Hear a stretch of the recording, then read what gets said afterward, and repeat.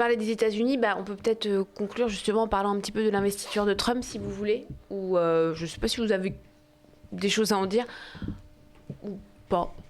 Alors, l'investiture on voit quelques de Trump. petites images. Oui, tu sais, aujourd'hui, c'était son investiture.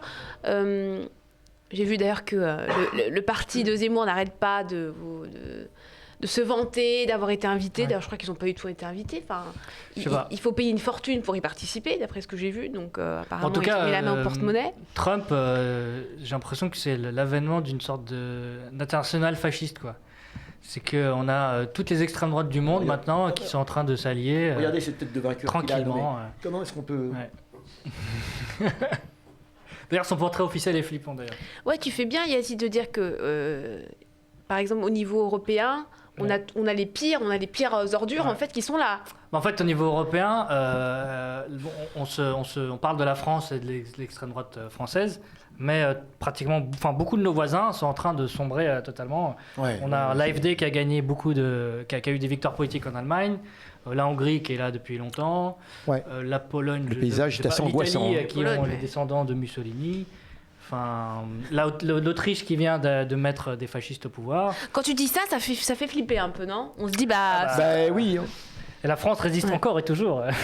Parce qu'on a quand même une gauche. Le petit village gaulois. On a quand même la FI qui est là, quoi. C'est ça, voilà, l'Autriche. Je sais plus. Il y a vraiment une montée de l'extrême droite absolument énorme en France. Et le cas de l'Autriche est marrant parce qu'en fait, c'est en Europe. Pardon. Bon, c'est pas faux quand tu dis ça. Mais... en Autriche, c'est que il me semble que c'est leur PS et leur UMP de là-bas qui se sont pas qui n'ont pas pu négocier à quelque chose. Et du coup, ça fait monter les fascistes au pouvoir. Oui. Voilà. Un parti d'extrêmement haut pouvoir. C'est ça, exactement. Donc, voilà. Donc, en Europe, il y a une sorte de spectre qui nous hante. Donc, ça, c'est pas le communisme, mais c'est l'extrême droite, là. Donc. Alors, bon... En Europe et au-delà de l'Europe. Hein, oui. L'Inde, par exemple. C'est ce que rappelait notre ami Seymour au week-end, là, qui était quelque chose d'assez... Et l'Argentine, oui, bien sûr. Le Brésil, Bolsonaro n'est plus président, mais il a été... L'armée qui est toujours là, l'hypothèque de l'armée, oui. Voilà. Qui est bolsonarisé. Les USA maintenant, voilà. Donc on est dans la Corée aussi. Alors alors on va éviter des rapprochements historiques parce que ça prend jamais le fascisme. Ça prend jamais la même forme. Après l'histoire se répète une fois comme une tragédie. Des fois comme une farce. Mais à mon avis, ça sera une tragédie, une farce tragique. Ah, bah oui. C'est quelque chose de non, c'est du sérieux. Et là, c'est un fascisme qui est même encore plus étendu qu'il ne l'a été. En tout cas, et c'est un fascisme qui de toute façon prendra une autre forme, mais qui va s'accompagner d'une guerre contre le Sud. Et entre autres, moi, le gros problème, c'est la guerre contre la Chine, parce que quand on pense à l'investiture de Trump, on pense tout de suite à la guerre contre la Chine. C'est ce que dit Mélenchon aussi. Il a fait un billet aujourd'hui. Oui. Il parle de l'investiture de Trump et il dit justement que la cible là, ça va être la Chine pour Trump et que c'est la raison pour laquelle il va désengager les moyens militaires sur les autres points chauds dans le monde. C'est exactement, oui. Et le Moyen-Orient. C'est la raison, absolument. Arrêtez de l'appeler le vieux quand même, il n'est pas si vieux que ça, d'abord pour commencer. Et d'abord, faut dire le sage. Mais tout le monde l'appelle comme ça, Youssef. Oui, je sais, non, je sais bien. Arafat aussi a été appelé le vieux. Non, mais tu as tout à fait raison. Tu as tout à fait... C'est lui qui a raison. Oui, pardon. Tu as raison de le citer. C'est bien de le citer, je veux dire, parce que j'ignorais cela. Mais il a entièrement raison. C'est la guerre contre la Chine qui est à l'ordre du jour. C'est la guerre contre la Chine. La guerre économique et la guerre contre la Chine est déjà commencée.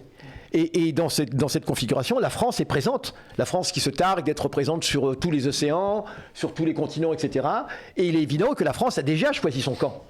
Et c'est ça qui est terrible, c'est que vous ne le savez pas, mais la France a déjà choisi son camp. Nous sommes déjà en guerre contre la Chine. Et la France, le moment venu, parce que la France n'arrive pas à imaginer, enfin les dirigeants français n'arrivent pas à imaginer leur avenir en dehors de l'Amérique. Pas que la France d'ailleurs, et c'est ça qui est absolument incroyable. Alors cette espèce, d'abord Trump va faire voler en éclats l'Europe, l'Union européenne, ça j'en suis convaincu. Quand on imagine on le disait tout à l'heure, que lorsque Trump parle d'annexer le Groenland, il n'y a même pas de réaction d'ensemble de l'Union européenne. Mais c'est absolument même pas de réaction de l'OTAN, alors que l'OTAN aurait dû prendre position contre une menace, contre un de ses membres, le Danemark en l'occurrence. Le Groenland appartient au Danemark. Mais c'est absolument incroyable qu'il n'y a même pas de réaction. Donc de toute façon, je pense que Trump va faire éclater l'Europe. de toute façon. Moi, je souhaite que... Tu ne penses pas plutôt qu'il va la renforcer autour de l'OTAN Non, pas la renforcer. Non, il va renforcer l'OTAN, mais il ne va pas renforcer l'Europe. Non, mais je veux dire, il va la solidifier. Non, pas du tout la solidifier. C'était quoi l'Europe, l'Union européenne? C'était quoi? C'était quand même, alors soi-disant la promotion des droits de l'homme, la promotion tout le vernis du pacte européen, mais aussi une certaine autonomie. C'était aussi l'Europe. Ah non, mais tu dis la faire éclater ses fondements. Oui, bien sûr. Ne pas faire éclater. D'accord. Ouais. L'OTAN, non, parce que et même à la limite. Il dit il faudra mettre la main à la poche. Trump a dit si vous voulez si vous voulez le soutien militaire des Américains, il faudra mettre la main à la poche. Ouais. Donc il va encore davantage monnayer son soutien à l'Europe. Non, d'une certaine façon, il va faire éclater l'Union européenne. En tout cas, cette fiction d'Union européenne, c'est-à-dire d'alliance des pays d'Europe sur la base de droits de l'homme, l'après-Seconde Guerre mondiale, avec tous les espoirs que les gens pouvaient avoir, vrai ou faux, pouvaient avoir là-dessus, cela va complètement s'effondrer. D'ailleurs, on l'a vu avec la guerre en Ukraine. Oui. Je pense que l'Union européenne est en train déjà de totalement effacer ça. Tous les pays de l'Union européenne, depuis la guerre en Ukraine, se réarment massivement. Et tout ce que tu disais de programmes... la militarisation, tu veux dire, oui. Les droits sociaux, etc., ça a été totalement mis de côté. Bien sûr. On a vu le cynisme de von der Leyen après le 7 octobre, soutien inconditionnel à Israël. Je veux dire, il n'y a même plus, ça ne se cache plus. Oui, donc je pense que là, l'Europe, ce n'est pas Trump qui fait éclater l'Europe, c'est l'Europe qui choisit consciencieusement de suivre le camp atlantique. Oui. D'ailleurs, il y a un très bon article sur Contretemps que j'avais déjà cité, qui s'appelle « Les tambours de guerre de battent en Europe », qui parle exactement de ça, de tous les investissements en armement qui sont en train d'être faits. Oui, mais ce sont les Américains qui sont la locomotive de cela. Bien sûr. Et je reviens à un bouquin de Jox, qui était des années, alors un bouquin qui est ancien mais qui à mon avis est vraiment d'actualité, qu'il faut relire, c'est l'Amérique mercenaire. L'Amérique mercenaire de Jox, où il explique, un bouquin qui date des années 90, où il explique que c'est la force militaire, que la force de l'impérialisme aujourd'hui, c'est d'abord son armée. C'est d'abord la force militaire, c'est ça. C'est le reste, il peut être endetté de je ne sais combien, etc. Donc, et c'est par cette force militaire que l'Amérique s'impose. Elle s'impose pas uniquement aux pays du Sud, mais aussi aux pays du Nord. Et c'est exactement ce qui est en train de se passer. Trump va entraîner l'Europe dans la guerre contre la Chine. Oui. Dans la guerre contre la Chine. Moi j'aurais pas parlé d'éclatement de l'Europe ou de l'Union européenne, mais plutôt effectivement... Non, éclatement des fondamentaux, je veux dire, du projet européen, je veux dire. Il a besoin, en tout cas institutionnellement, du projet européen. Je pense qu'il a besoin de s'appuyer sur ce formidable appareil, formidable de manière ironique, appareil agencement institutionnel au service de non, c'était Alain Jox, excusez-moi, c'est pour les gens qui me demandent. C'est pas Pierre Jox, c'était Alain Jox, le frère. Au service des bourgeoisies occidentale, au service de ce, comment dire, je suis un peu fatigué, on est en fin d'émission, mais de cette dynamique d'accumulation du capital à l'échelle internationale. Il a besoin de cette Europe-là aussi face à la Chine, effectivement, qui est le gros enjeu géostratégique. Et la forme idéologique que ça prend, effectivement, c'est ce tournant vers l'extrême droite, ce tournant de fascisation à l'échelle internationale, qui avait déjà été préfiguré par Steve Bannon il y a déjà un certain nombre d'années, où il avait théorisé en fait ce truc-là. Effectivement, on voit que petit à petit ça prend forme, malheureusement. Et je ne sais pas si vous avez vu qui sont les... Alors, on a beaucoup parlé d'Elon Musk, mais qui sont les autres personnes appelées au gouvernement Trump? C'est absolument... Ah oui, c'est apocalyptique. Effrayant. Il y a Kennedy Jr., lui, enfin, n'en parlons pas. Le nouveau patron du FBI, c'est Cash, je ne sais pas le prononcer. Alors là, j'ai perdu le truc, justement. Voilà, Cash Patel, qui est un complotiste. Oui, c'est ça. On va avoir de l'antisémitisme et en même temps du pro-sionisme en même temps, toi.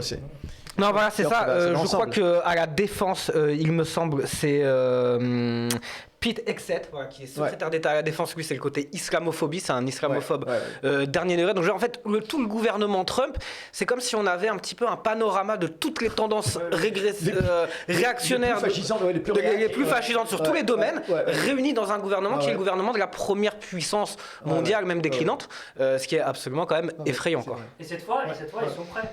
C'est pas comme par rapport à au dernier mandat de Trump, c'est que cette fois vraiment ils ont un plan vraiment précis de fascisation de la société américaine. Exactement. Et ce plan de Project 2025, c'est vraiment c'est théorisé. Ils vont implémenter leurs élites, ils vont virer tous les anciens membre des institutions, etc.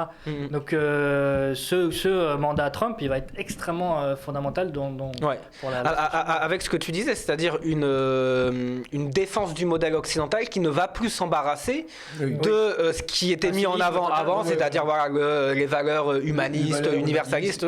Là, on est quand même c'est exactement ce qui se passe en Israël, d'ailleurs. C'est entre la gauche et voilà, enfin une préfiguration, je sais pas, mais en tout cas, c'est exactement ce qui se passe. Une partie des Israéliens ne veulent plus s'embarrasser de dire qu'on est démocratique, qu'on est humaniste, qu'on est universaliste. Faisons la même chose, mais faisons-le ouvertement, en fait. On n'a plus besoin du vernis démocrate sur lequel s'était bâti l'après-seconde guerre mondiale contre la barbarie nazie, etc. Et c'est pour ça que je parlais de guerre contre le terrorisme tout à l'heure, c'est-à-dire que la justification, ce qui vient légitimer et théoriser ça, c'est la guerre contre le terrorisme. C'est-à-dire au nom de quoi, en fait, on fait accepter aux gens tous ces changements-là, ces tendances lourdes, c'est parce qu'on est en guerre contre le terrorisme, c'est-à-dire on est en guerre contre le monde arabo-musulman, on est en guerre contre la... En fait, c'est ça qui vient justifier, enfin, voilà. De la même façon que le fascisme était construit contre le communisme avant la Seconde Guerre mondiale, là c'est contre l'islam ou la représentation qu'on s'en fait. C'est ça. Absolument, tout à fait. C'est ça ce qu'on appelle le mythomoteur, le mythe moteur. C'est le danger islamo. L'importance de notre camp de prendre en main cette question du terrorisme. Mais parce qu'il y a des manques en fait. La revue numéro 2 qui était consacrée justement à une réflexion sur le terrorisme. Et comme tu disais tout à l'heure, à gauche, on est encore un petit peu frileux sur...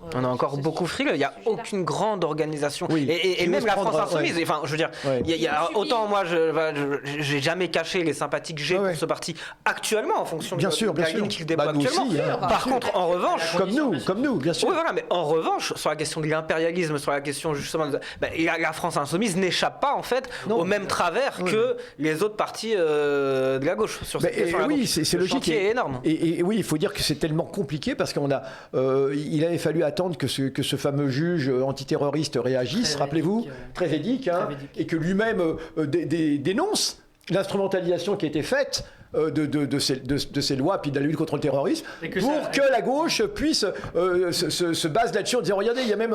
Mais c'est vrai que sinon...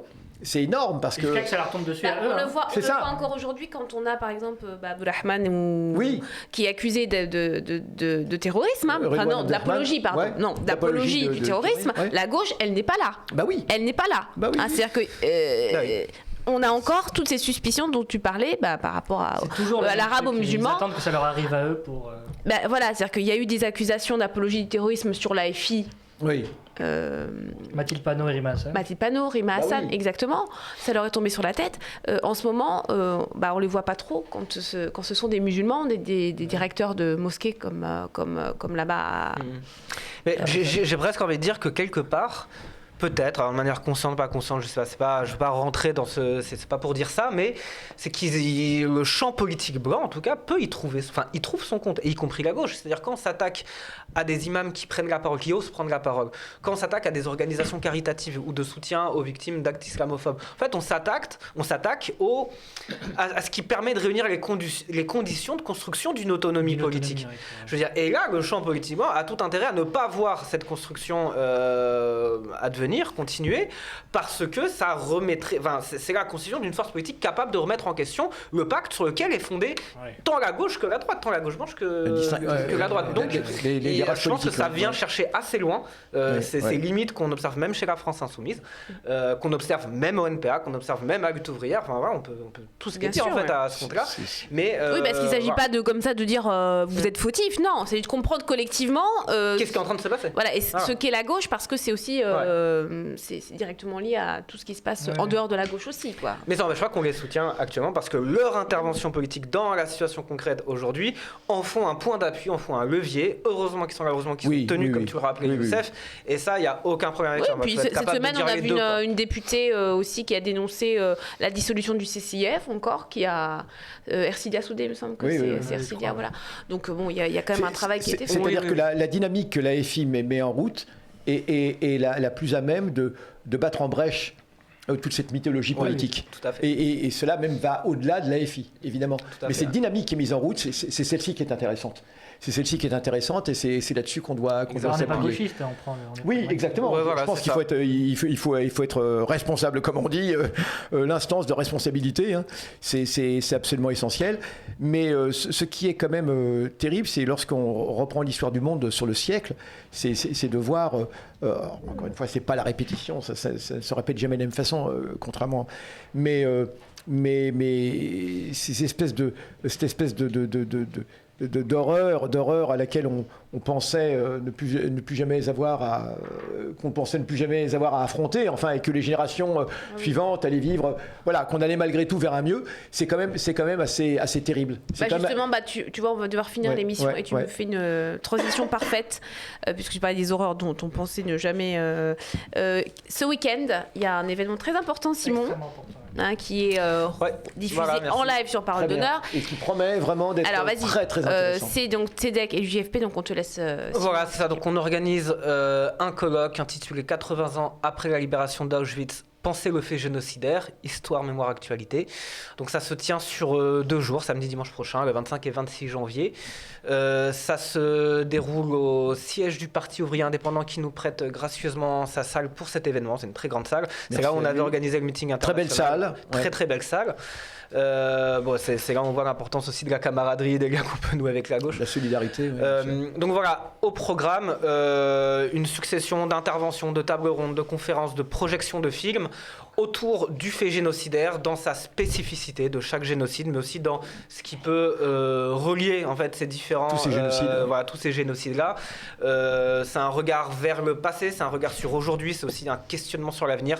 Voilà, c'est un gros événement qu'on a préparé. Je viens, moi. Avec des personnalités importantes. Avec des personnalités importantes. Merci pour le programme. Super le programme. Voilà. Je voulais pas refaire comme au dernier meeting à la liste des trucs un peu laborieux. Lâche-toi. Ouais. Non, c'était pas terrible, mais voilà, le programme s'affiche. Alors un spécialiste, film que j'ai vu à l'époque, est excellent, hein, c'est de Deyal Sivan et de Ronnie Broman. Moi aussi je l'ai vu il y a pas longtemps. Basé sur les roches du procès Eichmann. Vous avez Traverso et Chapoutot. Bon voilà, dis les grands noms parce que voilà, Chapoutot. C'est que des grands noms. Je veux pas, c'est tous des grands noms. Non mais quand même, il y en a des plus grands que d'autres, excuse-moi. Non, moi je ne suis pas d'accord. Bon, non mais je veux dire les anciens. Je suis Mendelssohn aussi, très Sophie Mendelssohn, qui est camarade de Tzedek. Nathan aussi. Reza Zia Ibrahimi, Gilbert Ashkar évidemment, etc. Moi, s'il y en a un à citer, c'est quand même Yohann Chapoutot, que je suis heureux de voir sur cet événement-là. Parce que il y avait eu un petit couac. Voilà, il nous avait confondu avec un autre collectif, me semble-t-il. Bon, c'était pas très clair. Mais les choses. Il a retrouvé des dossiers, pas comme Omar Sy. Il a retrouvé les bons tweets, les bons trades. Donc voilà, donc c'est quand même bien parce que Yohann Chapoutot, blague à part, est un intellectuel très intéressant sur l'histoire de la Shoah.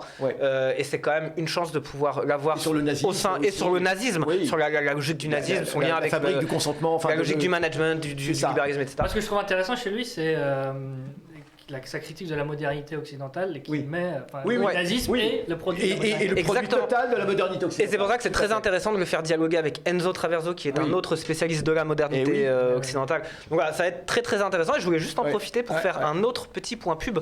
On lance du coup avec Tzedek. Ça sera retransmis entièrement sur Parole d'Honneur. Voilà. Non, juste, on lance parce qu'on parlait de la société israélienne, de son autoritarisme, de son côté non démocratique, bien évidemment. On lance un cycle de ciné-club, dans le cadre de notre ciné-club, sur les films qui ont été interdits, censurés par l'État israélien. Il y en a un paquet, tant par la censure militaire que par d'autres acteurs de la société israélienne. Le premier film sera le film Lyd, qui revient sur cette ville palestinienne appelée Lod en hébreu, mais qui a été le théâtre de massacres en 48. De Lydia en 48, voilà. C'est un film de Rami Younes et de Sarah Emma Friedland, qui a été du coup à l'époque censuré, je crois, par le ministère de la Culture israélienne, si si je ne dis pas de bêtises, parce qu'il y a eu énormément d'autres films qui ont été, censurés. Il faut savoir qu'au début, c'était beaucoup de films, au tout début des années 50, beaucoup de films en yiddish, en allemand, qui étaient censurés parce qu'il fallait remplacer toute cette culture, cette histoire juive par l'histoire et la nouvelle culture israélienne. Il fallait se débarrasser du côté révolutionnaire aussi porté par la langue yiddish. Et puis ensuite, ça a été les films en langue arabe, et notamment les films juifs en langue arabe, parce qu'il fallait couper les juifs qui étaient arabes ou qui étaient de culture arabo-berbère. Il fallait les couper de cette histoire-là. Il faut bien expliquer que le yiddish n'a pas, Israël, de toute façon, a détruit la culture yiddish. Vraiment, parce que dans l'esprit sioniste à l'époque, le Yiddishland, c'était les losers.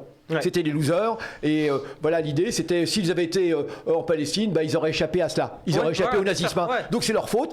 Les gens n'arrivent. Ce mensonge qui consiste à dire que l'État d'Israël. Alors je suis scandalisé moi par l'invitation de Netanyahou aux commémorations d'Auschwitz. C'est un vrai scandale quand on sait que le mouvement sioniste et ensuite en plus Netanyahou dont le père était secrétaire de Jabotinsky, les sionistes les plus durs quand même.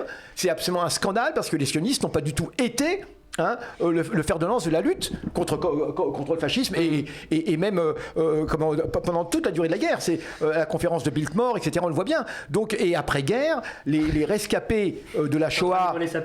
Non, parce qu'il faut dire une chose, c'est que contrairement à ce que les gens pensent, il n'y a pas de continuité entre l'État d'Israël et les survivants de la Shoah. Non, mais c'est cette histoire qui est absolument incroyable où Israël se prétend tout le week-end, ça va être l'État des rescapés. Et le plus grand des scandales, un des plus grands scandales, des mensonges, c'est de faire croire qu'Israël est l'État des rescapés. Pas du tout, ça n'a rien à voir. Ils ont été très maltraités, même ces rescapés. Et jusqu'à aujourd'hui, on le voit bien. Bien sûr. Je te laisse. Mais jusqu'à faire des manifestations parce que les conditions de vie étaient trop insupportables en Israël. Donc voilà, donc on fait ce ciné-club. Il y aura d'autres films parce qu'il y a beaucoup de films. Mais aujourd'hui, les films qui sont interdits sont évidemment les films qui parlent de l'expérience palestinienne. Ah oui, peut-être aussi de Morabi, non? Pardon? Il n'y a pas de film de Morabi qui a été. Ali Morabi.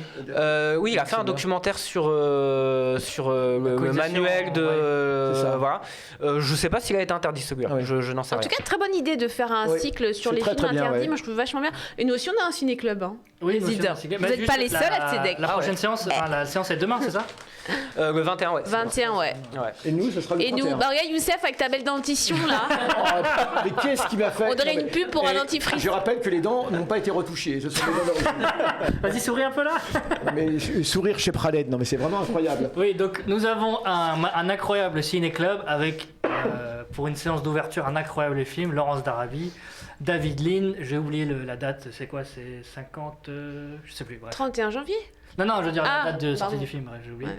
Donc voilà, vous avez un formidable film avec avant une discussion entre Emmanuel Burdeau, critique de cinéma, ancien au Cahier, qui écrit parfois aux médias aussi. Voilà, il était au Cahier du cinéma, on est d'accord. Il est au Cahier du cinéma, oui.